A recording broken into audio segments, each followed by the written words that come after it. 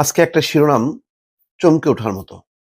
সেটা হচ্ছে যে নির্বাচনে সব দলের যুক্ত হওয়ার আশা জাতিসংঘ প্রতিনিধির। আজকে গোয়েন লুইস খুব গুরুত্বপূর্ণ যিনি ভূমিকা রেখেছেন বিগত সময় 15 বছরে যারা কূটনীতিক তাদের দায়িত্ব পালনটাও খুব কঠিন ছিল। কারণ যেভাবে শেখ হাসিনা এবং তার লোকজন একেবারে সরাসরি আক্রমণ করে বসতেন, সেই পিটার ডি হাস থেকে শুরু করে অনেকেই কাউকে কাউকে তো বিএনপির স্থায়ী কমিটির সদস্য তারা বানিয়ে দিয়েছে। মানে নির্বাচনের পক্ষে কথা বললেই সে হচ্ছে জামাত বিএনপির দোসর, এরকম একটি ধারণা। সেই ধারণার প্রেক্ষিতে জাতিসংঘের কাজ করাটা আরো ডিফিকাল্ট ছিল, কারণ তারা গুম কমিশন জাতিসংঘের অধীনে তারা বারবার আসতে চেয়েছে, গুমের বিষয়গুলো তদন্ত করতে চেয়েছে, কিন্তু গভর্নমেন্ট দেয়নি, তৎকালীন গভর্নমেন্ট। এখানে এখন তার সাথে বৈঠক হয়েছে, বৈঠকের পর যে কথাটা যে জাতিসংঘ আগামী সংসদ নির্বাচনে নির্বাচন কমিশনকে সহায়তা করবে বলে জানিয়েছে তারা, এবং তারা আশা করে যে সব রাজনৈতিক দলকে নিয়ে এই নির্বাচনটি হবে। কিন্তু বাংলাদেশের বাস্তবতা হলো ভিন্ন। এখন আইন অনুযায়ী মানে দলেরও বিচার হবে, সেই বিচারটাও আজকে চিফ প্রসিকিউটর তাজুল ইসলাম ইঙ্গিত দিয়েছেন যে আওয়ামী লীগের বিচার হবে, তদন্ত হবে।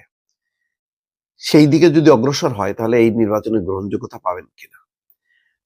যেমন আজকের একটা খবর যে সিরিয়ায় সেই বাশার আল আসাদ আসাদের দলকে যুক্ত করতে দেওয়া হচ্ছে না। তো সিরিয়ার প্রেক্ষাপট, রাজনৈতিক প্রেক্ষাপট, বাংলাদেশের রাজনৈতিক প্রেক্ষাপট ভিন্ন। বাংলাদেশে যখন বিএনপি জামাত সহ অন্যান্য দলকে নির্বাচনের বাইরে রাখা হয়েছে, সেটা গ্রহণযোগ্যতা পায়নি, এবং জাতিসংঘ থেকে শুরু করে আমেরিকা, ইউরোপ সবাই একযোগে এটা নিন্দা করেছে।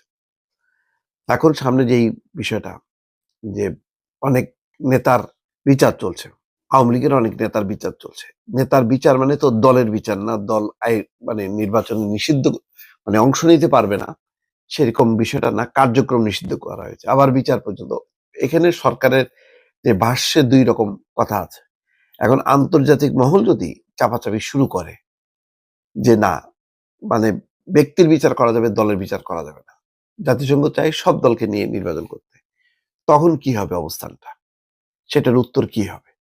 যদি আগে যেমন শেখ হাসিনা জাতিসংঘ সহ ইউরোপের যারা দেশগুলো আছে প্রতিনিধিত্ব করতো, তাদের কথা রাখেনি, সেটা না রেখে সেটা মানে টেকা গেছে, কারণ পাশে ভারত ছিল, আর শেখ হাসিনা বিচ্ছিন্ন ছিল বহির্বিশ্ব থেকে, আন্তর্জাতিক পর্যায়ে তার কোনো মান সম্মান ছিল না। এখন এখানে কি হবে? বাংলাদেশে কি এখন যে প্রেক্ষাপট গণতন্ত্রের উত্তরণ, সেই উত্তরণে আওয়ামী লীগকে অংশ নেয়া গ্রহণ করানোটাও কি খুব সহজ?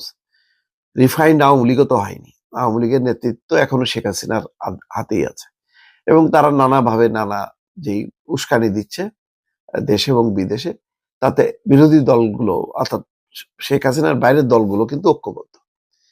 আবার এমন না যে আওয়ামী লীগ চেষ্টা করেছে যে ঠিক আছে বর্তমান নেতৃত্ব বাদ দিয়ে নতুন একটা নেতৃত্ব, যেই নেতৃত্ব তারা নির্বাচন প্রক্রিয়া অংশ নেবে। যেমন আপনাদের মনে আছে যখন নাকি শহীদ প্রেসিডেন্ট জিয়াউর রহমান নতুন রাজনৈতিক মানে অনুমতি দেয় নতুন ভাবে রাজনীতি করার, তখন কিন্তু আওয়ামী লীগের নেতৃত্বে শেখ হাসিনা পরিবার বা শেখ মুজিবের পরিবারের কেউ ছিল না, ছিলেন জোহরা তাজউদ্দিন।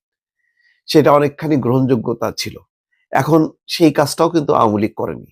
আওয়ামী লীগ ওই গো ধরে বসে আছে, শেখ হাসিনা এখনো প্রধানমন্ত্রী, এবং ইউনূসকে পদত্যাগ করতে হবে, নতুন নির্বাচন দিতে হবে, এবং তাদের অংশগ্রহণ নিশ্চিত করতে হবে। এই অবস্থানটা কি জাতিসংঘ সমর্থন করে কি করে না, কি আলোচনা হচ্ছে আসলে ভেতরে ভেতরে, সেটা কিন্তু এখনো পরিষ্কার না দর্শক।